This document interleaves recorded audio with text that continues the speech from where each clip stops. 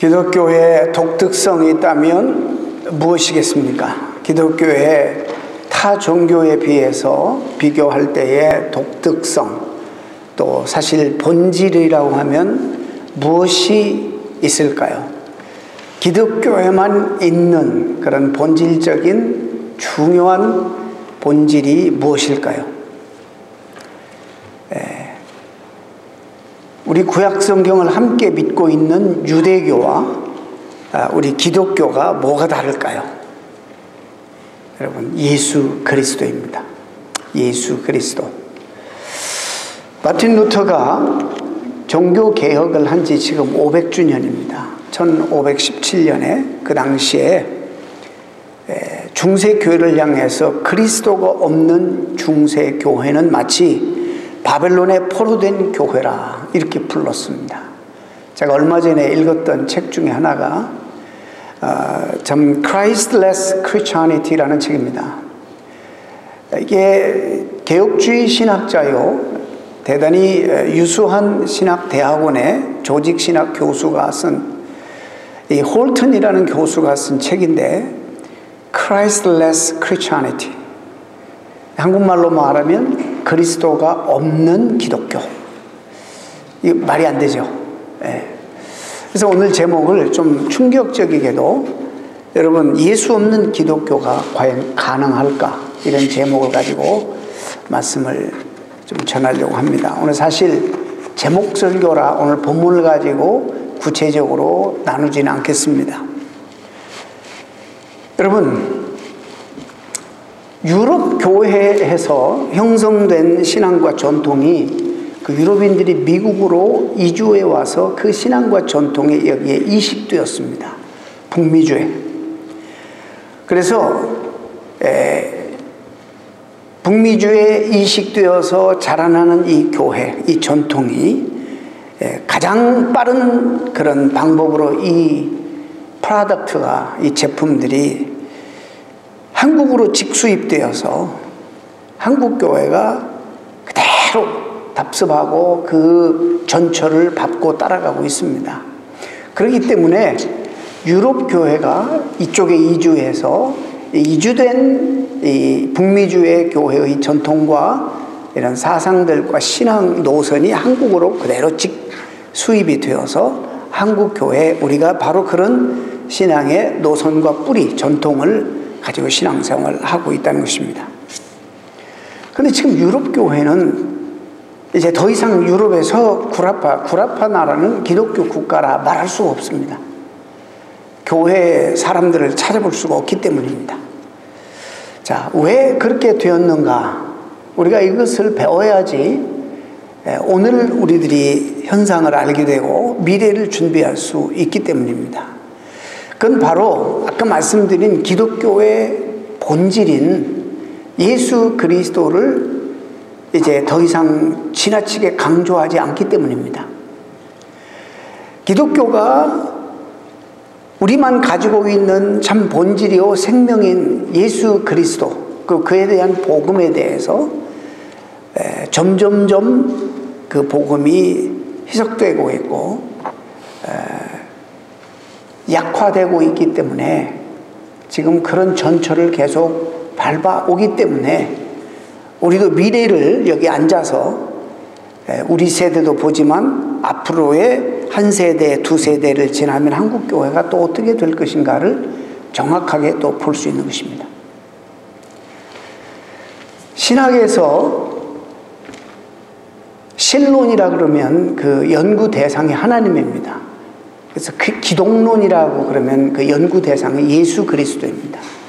그래서 그 예수 그리스도 기독론을 우리 영어로 크리스탈러지라고 그래요. 이 기독론이 얼마나 중요한지 모릅니다.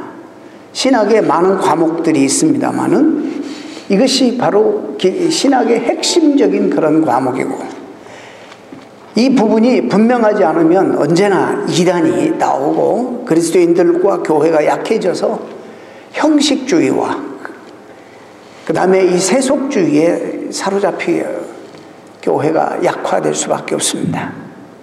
그래서 기독교의 본질을 한마디로 말한다면 예수 그리스도입니다. 그렇기 때문에 교회의 본질도, 성도의 신앙생활의 본질도, 또 신학의 본질도 예수 그리스도입니다. 때문에 기독론이, 예수 그리스도를 연구하는 이 학문이 신학의 기조가 되어야 하고 주춧돌이 되어야, 중요한 파운데이션이 되어야 합니다. 여기서부터 기독론적인 다른 학문들이 뻗쳐나가는 것입니다. 예수 그리스도가 빠지게 되면 그리스도에 관한 우리의 관심과 신앙이 희석되거나 약해지면 틀림없이 어떤 영적인 원리가 있는데, 누가 제일 좋아하냐면 사탄 마귀가 제일 좋아합니다. 그렇게 되면 틀림없이 마귀가 그 교회나 사람들에게 엉뚱한 것들을 심어주고 그 교회에 그 생명력을 약화시키기 위해서 세상의 원리들이 스며들게 됩니다. 그래서 교회에 많은 사역들이 있는데 가장 중심에 이 바로 그리스도 중심 사역으로 이루어져야 되고, 바로 이 기독론적인 그리스도의 중심의 사역으로 상담도 하고, 또 가족 치유도 하고, 리더십도 발전하고, 여러 가지 교제도 이루고 이래야 되는 것입니다. 신학에서도 기독론 이외에 다른 학문 분야가 있습니다. 교회론도 있고, 인간론도 있고, 선교론도 있고, 여러 가지 과목들이 있습니다만은 이것들은 다 부차적인 것입니다. 가장 중요한 것은 바로 기독론입니다. 예수 그리스도를 중심으로 했던 기독론적인 상담학, 기독론적인 교회, 기독론적인 선교학, 이렇게 뻗쳐나가야 되는 것입니다. 이것보다도 더 부차적인, 별로 이렇게 본질이 아니지만은 비본질적인, 그러면서도 중요하게 여기는 것이 또 이제 뭐냐면은 교회 성장론이라든지 지도자론이라든지 이제 카운슬링이라든지 무너져가는 가정을 세우는 가정사역이라든지 중요하죠. 그런데 이것이 기독론적으로 이것들이 펼쳐지지 아니하면 다 이런 것들은 비본질적이고 부차적인 것입니다. 네, 제가 말씀드리려고 하는 것은 오늘 가장 중요한 기독론을 가르치는 그런 신학교는 인기가 별로 없습니다. 사람들이 많이 안 옵니다. 더 이상 인기를 잃어버리고 학생들은 우선 당장 눈에 보이는 결과, 당장에 나타나는 그런 열매를 얻을 수 있는 그런 것들을 선호하고 그런 주제들을 선호하기 때문에 신학생이 10명이라고 한다면 그 대학원생들 가운데 한 8명 정도가 바로 이 기독론 이외의 다른 분야 쪽으로 전공을 잡고 연구하고 있는 실정입니다. 말씀드린 것처럼 모든 학문이나 신학이, 또 신앙생활이 예수 그리스도 중심적으로 이렇게 흘러가야 되는데, 이게 지금 별로 중요하지 않는 비본질적인 것이 가운데 와 있고, 가장 우선적인 예수 그리스도를 향한 그분과의 관계나 그분에 대해서나 이런 것들은 이제 우선권에서 밀려나고 있는 그런 추세가 요즘 세계적인 추세입니다. 이런 우선순위가 바뀌어지면서 목회자들의 관심이 자연스럽게 어디 있느냐면, 어떻게 하면 양적 성장을 쉽게 이룰까? 성공에 대한 세상적 평가가 양쪽으로 평가하는 세상이 되어버렸기 때문에, 예를 들어서 교회 성장학이라든지 또 무슨 상담학이라든지 상처받은 분들이 너무나 많으니까 중요하죠. 그러나 예수 그리스도를 통해서 이런 것들이 발전되어야 되는데, 이제 좋은 의미로 말하면 일반론적 차원의 세상 학문들을, 그리고 테크닉을, 기술들을 다 도입해서 어떤 면에서 교회 예수 그리스도를 이름으로 하지만은 그 기독론의 원리가 아닌 그런 방법으로 이렇게 진행되고 있는 현상을 보게 됩니다. 이것이 바로 세속화를 교회에 부채질하고 있습니다. 그러다 보니 기독교의 본질이 심각하게 변질되고 약화되고 있습니다. 약화되었다는 것은 물론 숫자적인 감소도 의미하지만, 그보다 더 중요한 것은 예수 그리스도를 따르기 위해서 willingly 기쁨으로 대가 지불하고 그리스도께 헌신한 제자들이 현저하게 줄어들고 있다는 것입니다. 사랑한다는 고백도 있고 주님 정말 믿습니다. 그러나 대가 지불은 없는 그런 희한한 형태의 제자들이 양산되고 있는 지금 실정입니다. 과격하게 그런 숫자들이 줄고 있습니다. 겉으로는 참 많은 행사도 있고 열심도 보이고 열정도 있고 기도하는 것도 보면은 막 정말 대단합니다.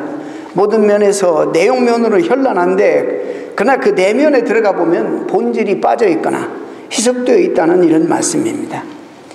이런 틈을 타서 수많은 비본질적인 요소들이 교회 안에 스며들어오게 되어서 마귀가 심각한 세속화 작업을 통해 성도들을 오늘 이런 표현을 써요.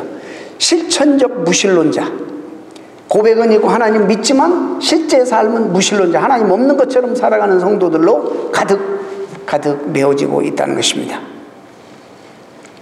물론 이런 역사는 교회가 생긴 일에 끊임없이 있어 왔습니다. 사도 바울도 복음을 전할 때에 끊임없이 반대 세력이 있었기 때문에 갈라디아에서 보면은 내가 전한 복음 이외에 다른 복음을 전하는 자는 천사랄지라도 저주를 받을 것이다 라는 이런 말씀까지 하면서 이 도전의 심각성을 말씀한 바가 있습니다.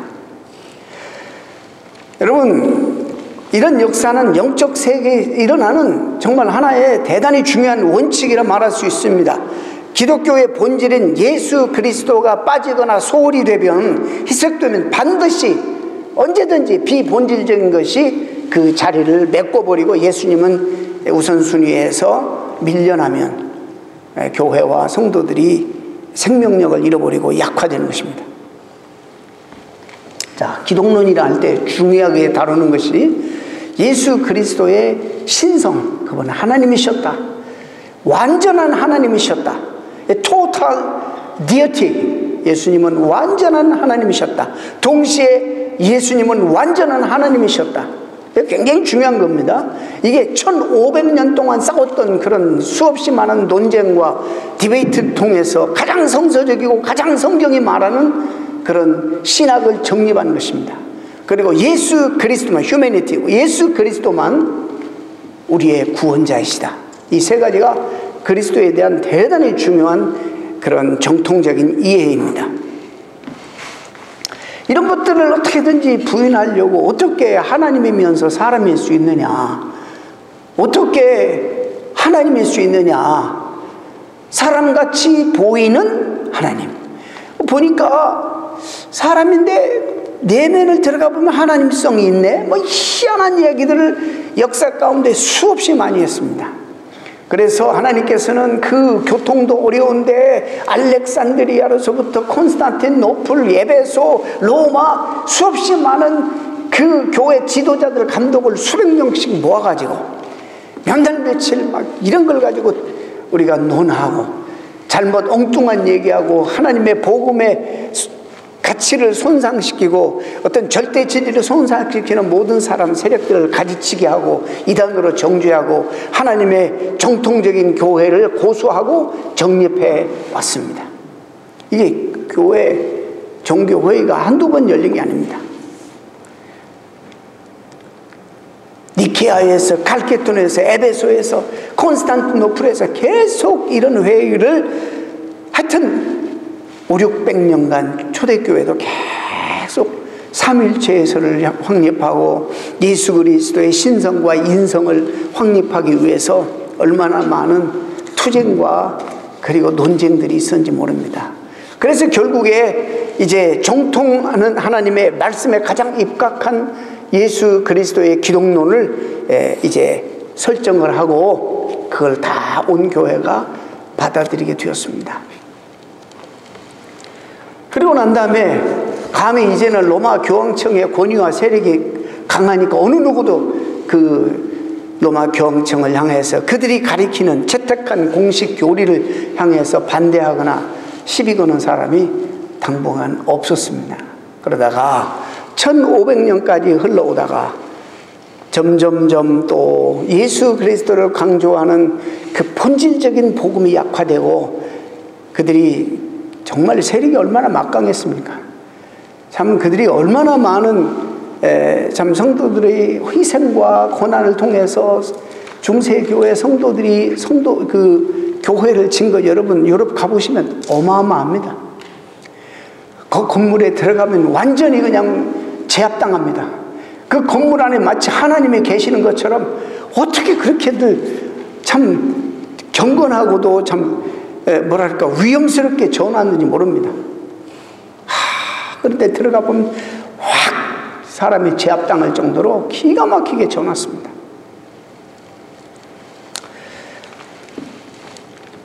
여러분,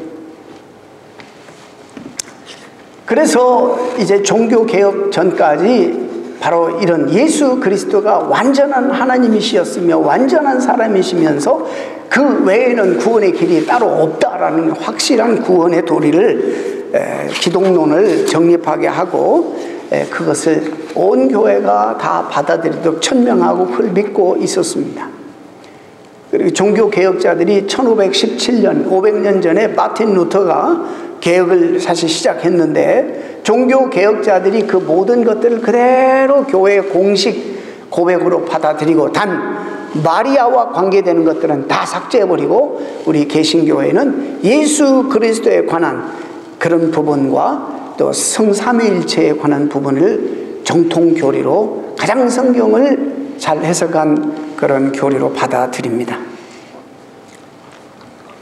저는 오늘 짧은 시간에 역사를 다 얘기할 수 없습니다. 그러나 유럽교회의 소망의 원인을 좀 한번 더듬어 보려고 합니다.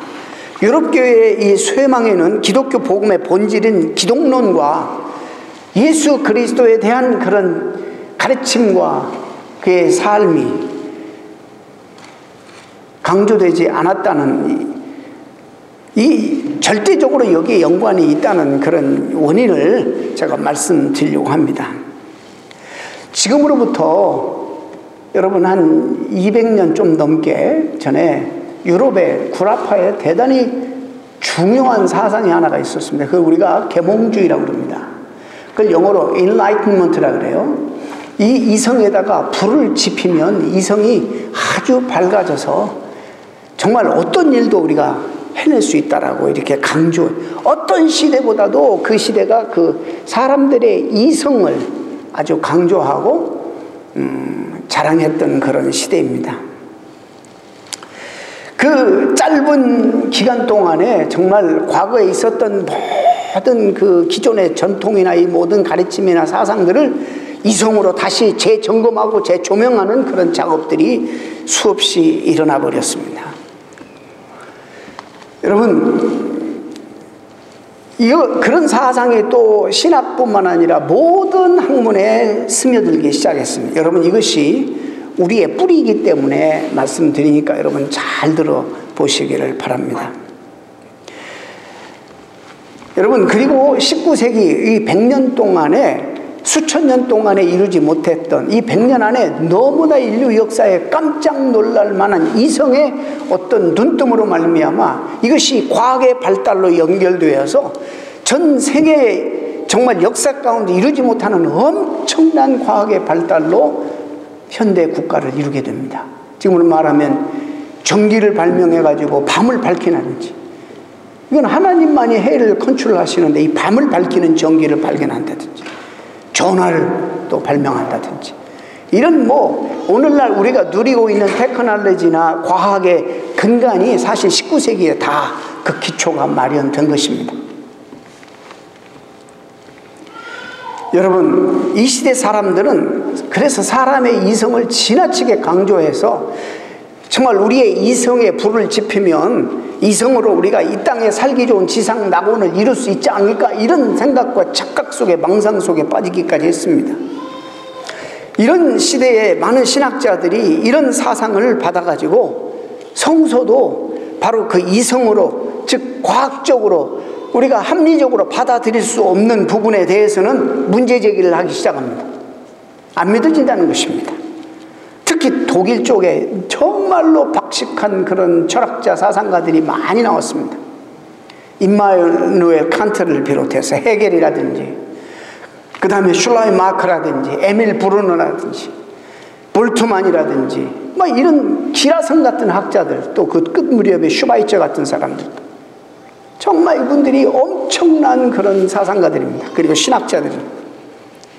머리가 비상한 사람들이었습니다. 이들은 성서를 인간의 이성으로 다시 재조명하자 이런 주장을 하고 나서기 시작한 것입니다. 여러분, 이런 사실들을 이들이 주장하기 전에는 전체 이 구라파 세계가 신본주의 중심이었습니다. 신본주의적인 신앙과 사상을 그들이 가졌는데 이건 성서적이지 않다 이렇게 주장하고 나선 거예요. 그렇다고 그들이 하나님을 부인한 거 아닙니다. 하나님은 사랑이시고, 그리고 그 사랑이신 하나님이 인간을 만드셨는데 그 형상대로 만들어서 그 형상대로 만든 인간에게, 자, 하나님 닮은 인간에게 이성을 선물로 주셨는데 이 이성이, 그 이성을 통해서 하나님이 자기 자신을 계시하시고 자기 자신을 투영하시기 때문에 그 이성으로 정확하게 판단하고 결정하는 이 모든 것들은 하나님이 하시는 것이다. 이렇게까지 결국에 이야기하기 시작했습니다. 그리고 그러다 보니까 인간 한 사람 한 사람이 얼마나 소중한 존재인지 몰라요. 여러분, 진짜 소중한 존재입니다. 보통 존재가 아니에요. 하나님의 형상대로 지음받았지, 하나님이 선물로 주셔서 이성을 다 하나님을 대신할 수 있는, 하나님이 전권을 주셔가지고 하나님을 대신해서 판단하고 결정할 수 있는 이성을 주셨기 때문에 대단한 사람들이 아닙니까? 그렇게 이 사람들을 귀중하게 높이다 보니까 상대적으로 하나님이 뒤로 밀려나기 시작한 것입니다. 신본주의적인 생각에서 이제는 인본주의전, 휴머니즘이 그래서 나오게 된 겁니다. 사람이 더 하나님보다 소중하게 되고 내가 또 하나님보다 더 소중하게 되는, 하나님도 나에게 의미가 있어야지 하나님이, 나에게 의미가 없으면 하나님도, 어떤 하나님도 의미가 없다, 이런 생각들을 하게 되기 시작합니다. 하나님의 존재를 인정을 했고 하나님을 사랑하면서도 동시에 인간이 중요하다는 것입니다. 자, 이런 사상이 어디까지 또 발전되었는가 하면, 여러분, 하나님은 이제 우리에게 전권을 주셨기 때문에 매일매일 삶에 하나님이 와서 개입하실 이유가 없다. 우리의 삶 속에 이래라 저래라 감나라 대추나라 그러시지 않는다. 하나님은 그냥 위에서 지켜보시고 큰 일만 하시고, 우리 인간이 우리에게 이성으로 주신 하나님의 그 이성으로 판단하고 하나님을 대신해서 결정하도록 하나님은 지켜보신다는 거예요. 이야, 이게 absentee God이에요. 예, 그들의 표현은 absentee God. absent, 뭐죠? 하나님 없는, 부재하시는 하나님. 그것을 우리는 하나님을 부정하지 않기 때문에, 하나님을 믿기 때문에 크리스찬 인본주의자 말하기도 하고 크리스찬 이성주의자라 이렇게 말하기도 합니다. 여러분, 말씀드린 이런 사상가들, 위에 있는 그 제가 말씀드린 사상가들이나 신학자들이 다 이런 성향을 가지고 있어서 이성적 과학적 접근 방법으로 성경을 재해석하자는 것입니다. 그래서 비이성적인 것, 뭐죠? 기적 같은 거 빼자는 거예요. 동정녀 탄생, 어떻게 처녀의 몸에서 남자 없이 성령으로 잉태될 수 있느냐가 믿어지지 않는다는 거예요. 그런 그 신화적인 것들, 그 의미를 전달하는 것이지 역사적인 어떤 실제가 아니라고 이렇게 주장하는 거예요. 안 믿어지니까. 훨씬 성경을 이해하기가 쉬워진 거예요. 믿음이 필요 없는 거예요.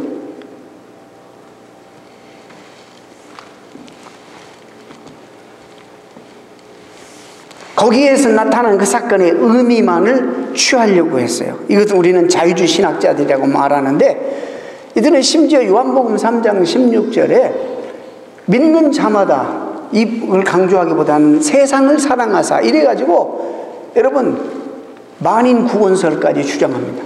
사랑의 하나님이 배치되는 심판하실 수 있느냐, 지옥을 만드실 수 있느냐, 그러나 하나님의 사랑의 성품과 배치된다, 있을 수 없다. 여러분, 요 주변에도 그런 생각 많이 하는 사람들이 있어요. 우리가 바로 그런 정신적인 유산을 물려받고 지금 태어나고 지금 그런 영향받고 신앙생활을 하고 있다는 사실 여러분 아셔야 됩니다. 이런 사상이 19세기 중부터 20세기까지 정말 전 구라파를 휩쓸었습니다. 여기서 이들이 자주 사용하는 그런 단어 중에서 historical Jesus, 역사적 예수라는 말을 많이 썼는데 그는 가공의 인물이 아니라 실제적인 인물이었다. 그까지는 참 옳은 말이에요. 그러나 어떻게 사람이 하나님이냐? 성부 하나님의 생각과 뜻을 가장 정확하게 이해하고 사람들에게 가장 잘 가르쳐 주신 위대한 스승이다. 철저하게 예수 그리스도의 신성을 부인해버립니다. 예수님은 소수자, 당시 사회의 불쌍한 사람들과 마이너리티, 소수자들 편에 서서 병든 자들을 고쳐주시고 사회 소수자 편에 서서 그들을 대변하셨고 사회 정의 그리고 개혁을 주장했다. 새로운 종교의 창시자였다. 이 정도로 예수님을 깎아내렸습니다. 예수님이 부활하셨다는 건 뭐냐? 부활? 그걸 실제적으로 믿느냐? 그 말은 실제적으로 예수님이 부활하셨다는 것이 아니라 예수님의 정신, 삶의 정신, 그의 가르침의 정신이 다시 회복되고 그것이 부활해야 된다는 그런 생각이다.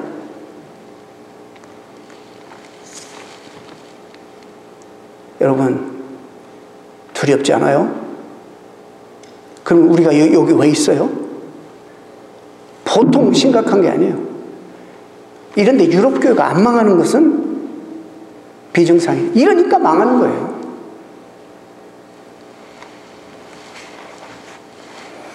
지금까지 절대 진리, 절대 가치로 여겼던 예수 그리스도 타협이 없어요.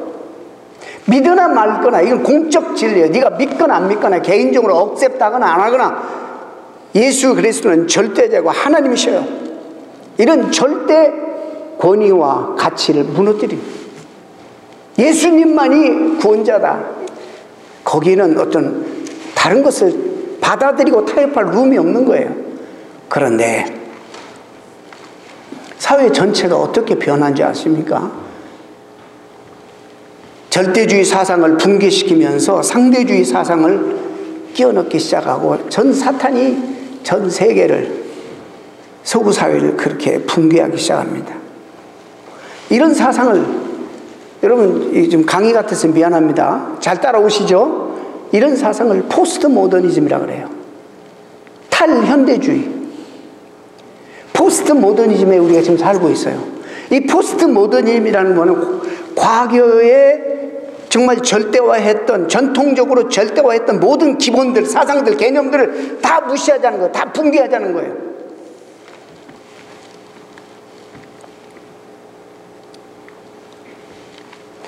이런 걸 깨버리면 또 깨어진 그 속에서 새로운 질서가, 규범이 나온다 이렇게 주장하는 거예요.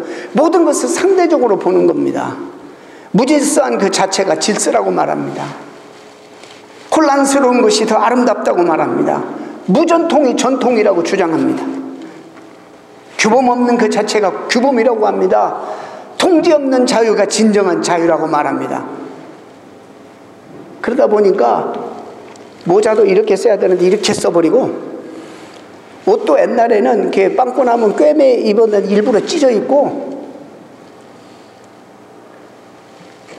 우리도 모르는 사이에 지금 사회가, 그리고 뭔가를 노. 내가 너무너무 소중하게 되니까 나에게 의미가 없으면 하나님이고 뭐고 전혀 의미가 없는 거예요. 이런 무서운 그런 흐름 속에, 정신적인 문화 속에 우리가 교육받아 왔습니다. 그러니 절대적인 권위를 무너뜨리고, 이스라엘 권위를 무너뜨리니까 어떻게 돼요? 가정이 파괴되고 난리가 나는 겁니다. 복음이 상대화되고 있습니다. 절대 진리, 절대 가치를 무너뜨리는 것입니다.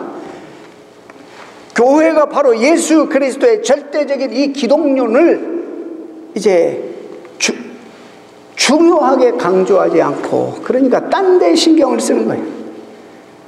자꾸 가정사역, 카운슬링, 다 중요하지만 그리스도만큼 중요할 수가 없는 겁니다. 어떻게 하면 우리가 해피하게 살 수 있는가? 어떻게 하면 우리가 삶이 힘든데 위로받고 살 수 있냐? 오늘도 위로받으려고 왔는데 예수 얘기를 하네? 짜증나게.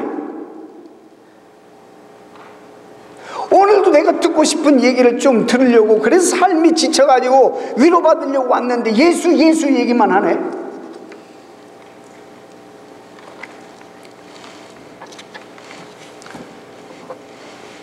여러분, 여기서 예수 얘기 안 하면 어디 삽니까? 여기서 예수 얘기하자면 우리가 어디서 예수 얘기를 들어요? 여기서 예수님 우리가 알고 그분을 만나고 그분을 경험하지 않으면 우리가 어디에서 경험합니까? 근데 예수 그러면 딱딱하게 생각하고, 나하고 너무나 거리가 먼 어디 우주 공간에 계시든지 말든지 한 개념으로만 여기고, 실제적으로 내 삶 속에서 나를 간섭하시고 나를 다스리시고 통치하시고 나와 함께 동행하시는 예수에 대해서 너무 막연하게 생각하는 거예요.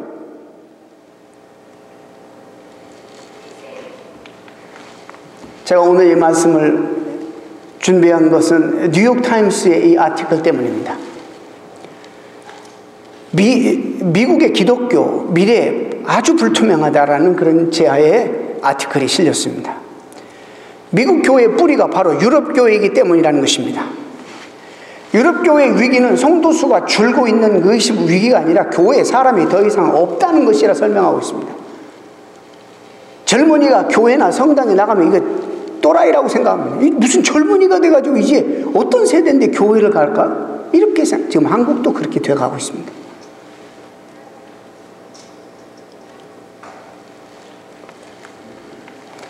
한때 백인들의 종교였던 기독교가 백인들의 사회에 사라져가고 있습니다. 유럽의 교회와 성당은 경로당 수준이 되었다고 합니다. 여러분, 유럽 관광 가보면은 이름난 유적지는 전부 다, 대부분이 다 성당입니다. 건물들입니다.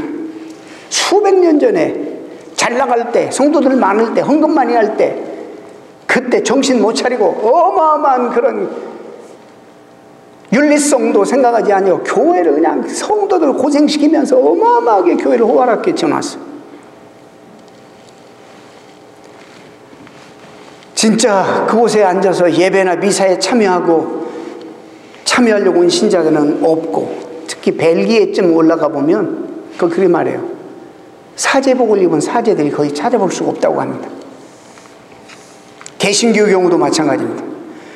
종교계의 중심지였다는 독일의 큰 교회들도 텅텅 비어 있기가 일쑤고, 불과 몇 안 되는 백발의 노인들만 일요예배 미사에 자리를 지키고 있다는 것입니다. 그것을 교회의 회색화,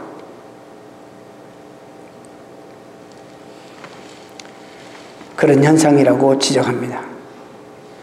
그래서 유럽의 그 어마어마한 700년 전, 800년 전, 600년 전, 500년 전 지어진 어마어마한 성당이 팔려나가고 있는데 유지가 안 되니까, 여러분, 유럽에 엄청난 모슬렘들이 들어와서 이것을 다 모스코로 사용하고 있습니다. 모스코로.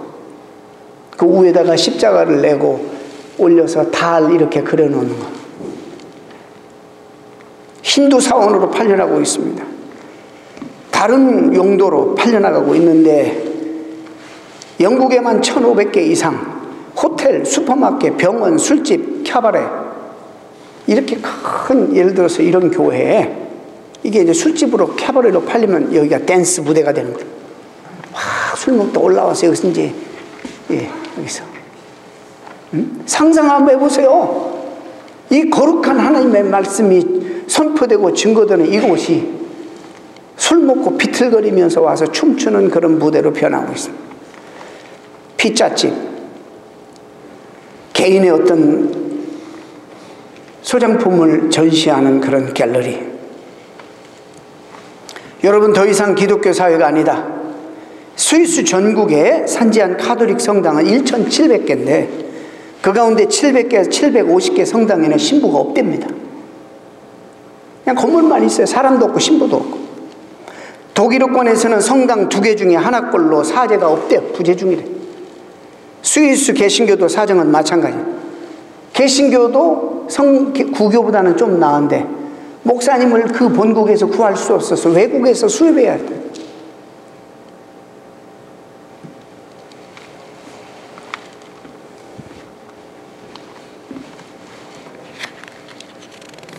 뭐 이 통계들을 쭉 이야기하는데 제가 참 갑자기 이게 남의 얘기가 아니다. 어떻게 이게 남의 얘기예요? 우리가 그 수순을 받고 있는데 어떻게 이게 남의 얘기예요? 왜 이런 현상들이 일어나는가? 예수가 빠져나가면 이렇게 됩니다. 예수님이 빠지면 이렇게 돼요. 예수님이 다른 것으로 대치되면 이렇게 되는 거예요. 즉 다시 말해서 절대 가치가 무너져 버리면 이렇게 돼버리는 거예요. 교회 나갈 이유가 뭐 있어요? 예수님 믿어야 될 이유가 뭐가 있어요?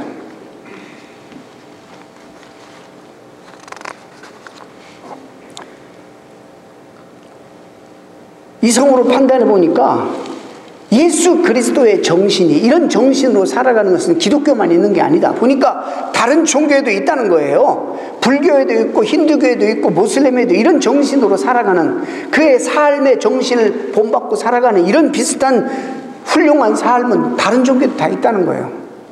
왜 기독교만 구원이 있냐는 거예요. 이래서 이런 이성주의자들이 만들어낸 게 뭐냐면, 신학자들이 그래요.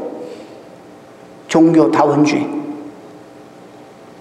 우리가 추구하는 방향만 다르지 결국에 종국에서는 우리가 거기서 다 만난다는 거예요. 이거 무서운 사상들입니다.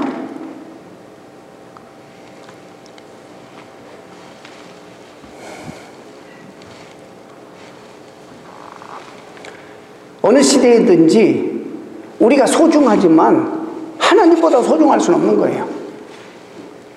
우리가 다 한 사람 한 사람이 귀중하지만 하나님보다 귀중할 수는 없는 거예요. 이런 절대적인 진리, 절대 가치를 무너뜨려 버리니까 하나님보다 우리가 소중하게 되는 거예요. Why not? 하나님 형상대로 지음받았고. 그러니까 이것이 자연적으로 집단 이기주의, 개인 이기주의. 그래서 내가 중요한 거야, 내가. 공동체? 뒷전이에요. 하나님도 뒷전이고 내가 중요한 거예요.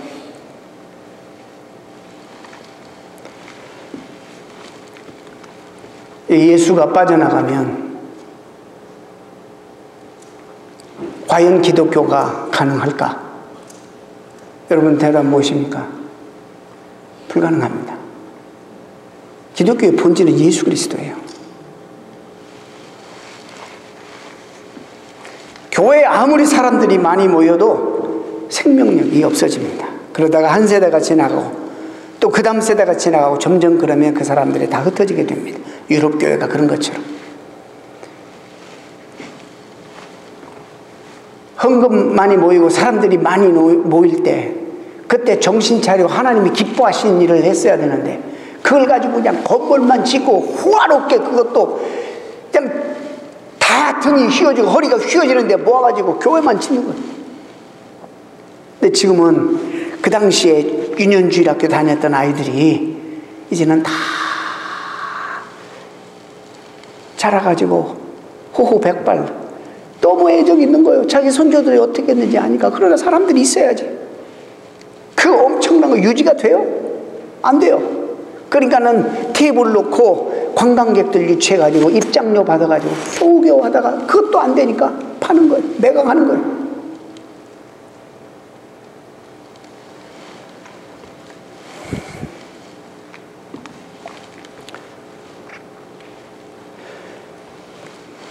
지금 우리나라가 돈이 많이 있고 여유가 있으니까 지금 이런 현상이 우리나라가 그대로 답습하고 있어요. 막 시설에 투자하고, 예? 막 교회 짓느라고 다. 이게 경쟁이야, 경쟁. 여러분, 세상보다도 뒤지는 거 아세요? 요즘 대학들이 이제 정부에서 말하는 문교부 정책에서 TO가 어느 시점부터 인구 감소를 확 줄어요. 그래서 그걸 준비하지 않으면 대학이 생존 못해요. 다 알고 있어요. 교회만 모르고 있어요. 하나님이 다 지켜주실 것이라 이 생각하고.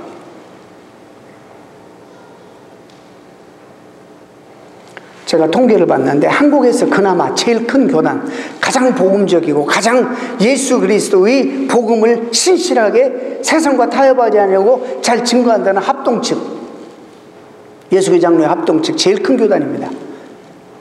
제가 너무 충격을 받아요. 30%의 교회가 주일학교가 없대. 어린이들 교육 프로그램이 없어요. 애들이 와야지.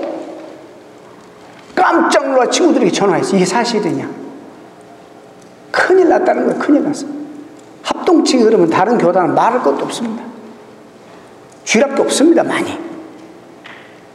자, 그럼 이걸 우리가 뭘 보여줘? 한 세대 지나고 그 다음 세대 지나고 지금 소수의 아이들이, 나온 아이들이 우리 나이가 되면, 우리 세대가 되면 어떻게 될까요? 그렇게 우리 선조들이 고생해서 지어놨던 이 호화로운 건물도 어떻게 될까요?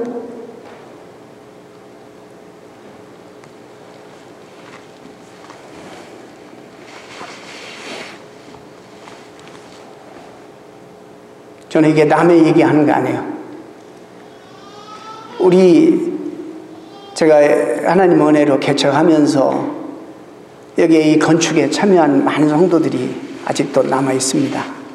정말 그들이 얼마나 수고하고 애쓰고 헌금해서 이 넓은 땅에 이런 아름다운 교회를 정말 목사님들 와보고 다 혀를 차요. 정말 애쓰셨어요. 자, 그러면 한번 생각해 보세요. 우리 주일학교 신경 쓰지 않으면, 그들이 그 아이들에게 예수 그리스도의 절대가치, 절대 진리를 가르쳐 주지 않으면 이제 이 교회는 어떻게 되는 거죠?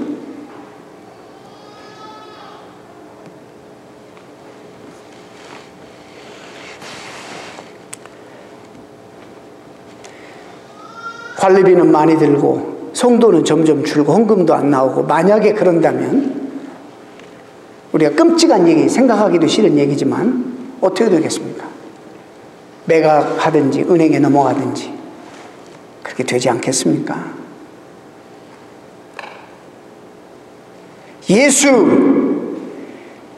예수의 절대적 진리와 예수의 가치를 이야기하지 않는 지도자 모두 거짓입니다. 거짓 선지자입니다. 교회와 교인들 예수로 부각되지 않으면 그 교회 엉터리 교회고 엉터리 성도들이고 교인들입니다. 예수 외에는 구원이 없습니다. 예수 안에서 우리가 위로 받더라도 그 안에서 위로를 받아야 돼요. 무엇이든지 예수님 중심이 되어야 하는 것입니다. 이곳에 와서 예수님을 만나고 예수님을 경험하고 그의 삶을 배우고 그의 삶의 정신과 사랑의 정신을 배워서 우리가 실천해야 되는 거예요. 어느 때보다도 다시 교회 이 본질, 복음의 본질을 회복하지 않으냐면 미국 교회뿐만 아니라 한국 교회뿐만 아니라 우리 교회도 미래가 없는 것입니다. 여러분 신앙생활 제대로 하기 위해서 여러분 삶 속에 예수 그리스도 가장 중요한 중심에 계십니까? 모든 결정과 선택에 있어서 예수님, 주님이시라면 어떻게 하십니까? 라고 묻고 하나님 중심적으로, 주님 중심적으로 삶을 사십니까? 우리도 모르는 사이에 역사의 배후에서 흔들어 놓은 사탄의 이 괴계에 빠져서 절대 가치가 무너져 버리고 절대 진리가 무너져 버리고 내가 하나님 자리에 올라가 있어서 공적 진리가 다 깨진 지금 사회에 살아가고 있습니다. 나에게 주님을 와야지만 의미가 있어요. 나를 축복해 주셔야지만 주님을 경배하겠다는 거예요. 이게 말이 되는 겁니까? 다시 말씀드립니다. 여러분이 믿든 안 믿든 하나님은 살아계신 하나님이고 예수 그리스도는 우리의 구원자이십니다. 그건 여러분의 선택이에요. 성경이 그렇게 얘기하고 있습니다. 역사가 뭐라고 하든 신학자가 뭐라고 하든지 우리가 붙잡아야 하는 절대 진리는 예수 그리스도가 우리의 구원자이십니다. 할렐루야! 이 믿음을 잘 지키고 여러분 개인적으로, 가정적으로, 교회적으로 이 복음의 본질을 절대 희석시키거나 소홀히 하거나 놓치지 마시기를 주의 이름으로 축원합니다.